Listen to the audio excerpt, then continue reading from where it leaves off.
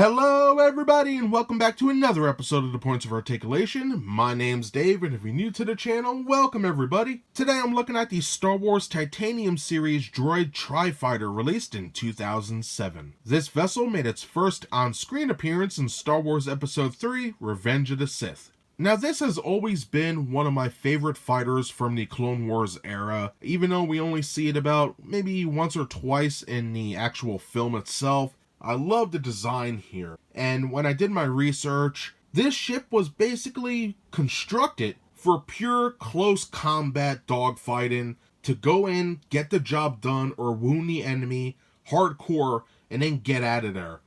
And they did their job perfectly.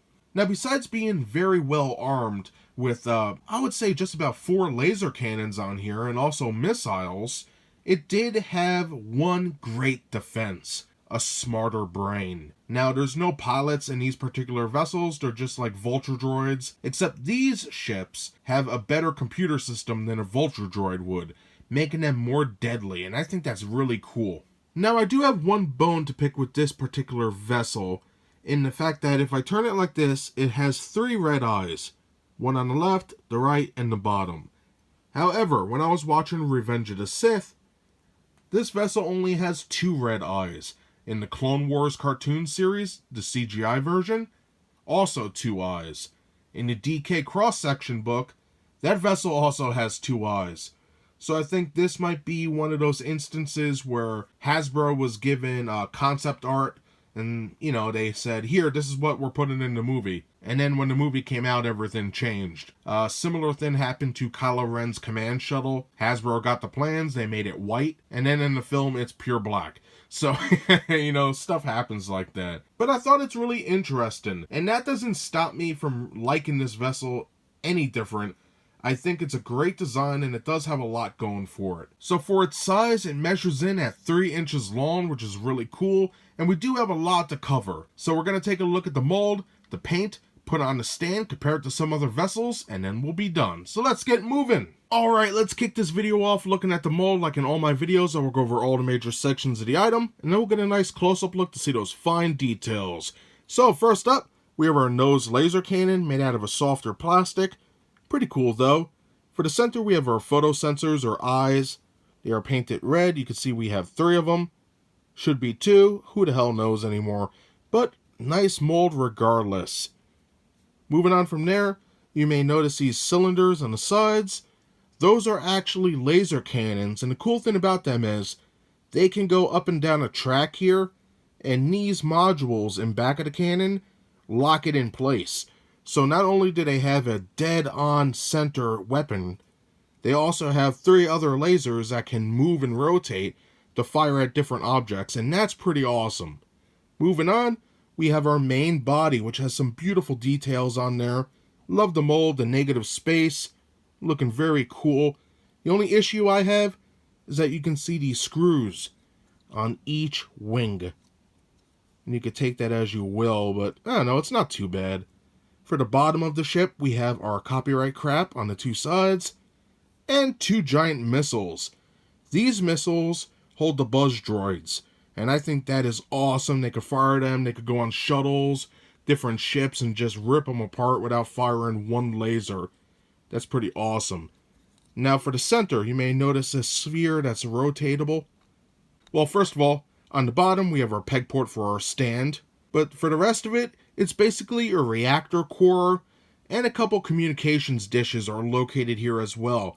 So a very important area and very open. I guess we could say that's a weak point. Coming back, we have our whole engine section here. Looking very nice. I do like that quite a bit. And some interesting paint on the bottom. All in all, a very nice looking ship. Very unique.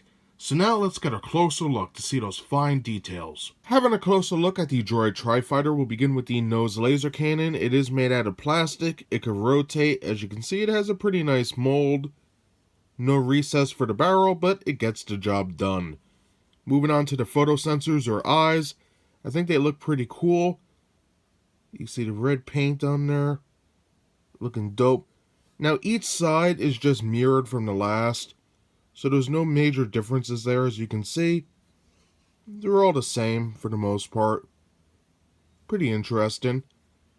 Moving on to the reactor core, which is one of my favorite pieces. The main color is like, I would say, like a translucent grape purple. And then they have blue painted on the supports to match the rest of the body. And you can see the mold there. Very nice peg port for the stand. We have that seam line for the mold. But fantastic nonetheless. Very nice. And you can see how it can rotate with two little support beams on the sides. Pretty cool. Moving on to the aft. We have some beautiful recess in here. Some raised sections like a fin. More recesses back there. And just like the photo sensors, it is mirrored. So you have the same thing a couple times with minor differences, if any. But pretty cool. I love the engine detail. Pretty nice. And then we have the bottom section, which is similar. Again, minor differences, mainly with paint. But a fantastic job here. I think that came out great. For the far aft, we have this nice little cone section, basically to round it out. And then for our engines, we have some beautiful detailing in there. Now, there's no engine glow painted like the battle damage version, but this one's not too bad. We have some nice detailing in the engine itself, some recesses, and beautiful molds. Excellent stuff. Now, real quick, jumping back to the front, let's take a look at the arches or wings, whatever you would like to call them. You can see some minor line work coming around, some beautiful recessing for the center, looking very nice. Coming up, beautiful mold for the arch. More line work, 2 screws holding it together. Fantastic stuff. Nothing is really flat, everything's got a nice curve or angle. Excellent. And then on top of that, we have a nice molded section in the back. Looking very nice. This is plastic. The rest of the body is all die cast for the most part. And then in the front, we have our laser cannon right here. And in the cannon, I guess you could say, this is able to go up and down and angle. And this piece right here is the brace, which locks the cannon into place on this track. So very cool. Looking at the bottom, you can see it is the same for the most part, minus these screws. Very nice. Love the detail on here. Very cool. Looking at this side.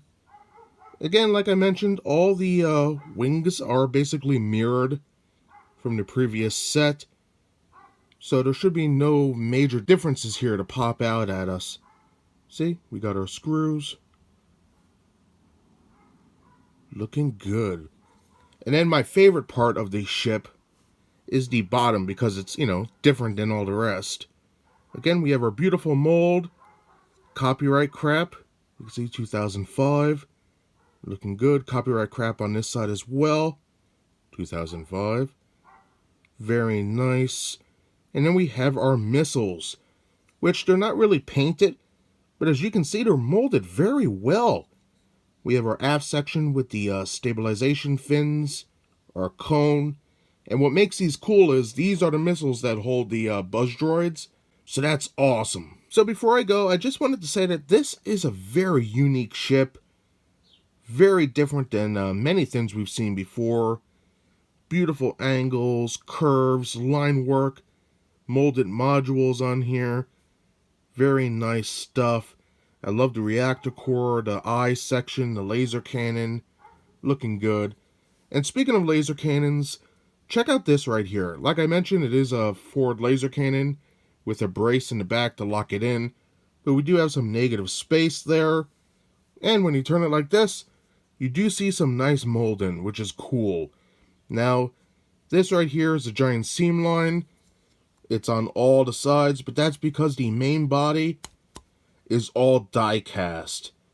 So I'm not going to knock it for that. Very cool. We have a little stabilizer fin back here. And again, just look at the engine section. Fantastically done. I love the little armor plate in here. The covers to go over the exhaust. Very cool, or the thruster section, whatever you like to call it. But very nice. Very different designs than what we're used to, and I think it really stands out. And that does it for the mold. Hopefully I covered everything. There is a lot to talk about with this ship. It's very interesting to film because of its weird tri-design. But for the most part, I really dig it. And I hope I showed everybody at home the real positive parts of this vessel. And again, don't let the seam lines located on the outsides of the arches and the interiors as well as the face scare you. This is all die cast for the most part. It's all hard except for those plastic pieces like the nose cannon, the reactor, and the pieces coming off of the arches. This is a great piece, very unique. So now, let's take a look at the paint. And now looking at that paint on the Star Wars Titanium Series Droid Tri-Fighter, this guy features about 6 to 7 different colors. First color up is a nice light blue for the main color of the ship. Very nice, very accurate to what I remember. Pretty good. You can see the missiles on the bottom are also painted blue, as well as the centerpiece. Very nice. Moving on from there, our second color is a dark blue, and we can see that in the paneling going around the wings. Looking good on the engines. Very nice.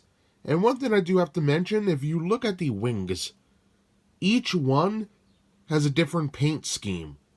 As you can see, different things are in different places. And I kind of dig that. I think it's kind of cool. Pretty nice. But moving on from there, we do have some black located at the arches. Looking very cool. And as well as the engines.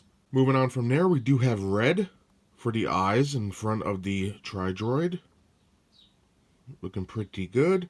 And then we have a sky blue and white for these markings on the side.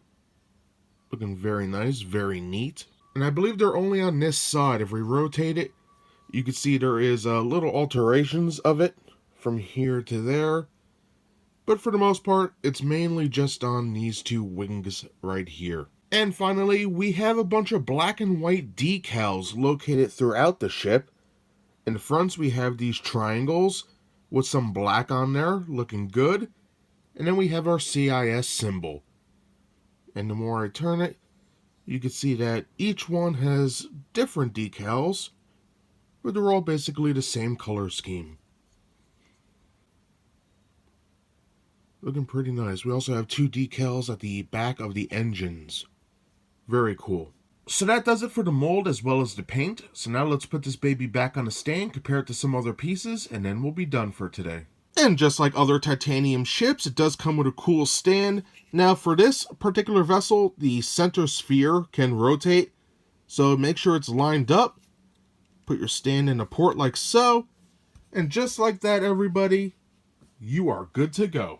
And now for size comparison time with the Star Wars Titanium Series Droid Tri-Fighter seen in the center. First, on the left-hand side, we have the battle-damaged variant, which, in my opinion, has much better paint applications with some red in the engines. We have some silver and black sprayed on there. Really cool ship. I'll look at this one day in the future. And then on the right-hand side, we have the Imperial Attack Cruiser, which looks amazing.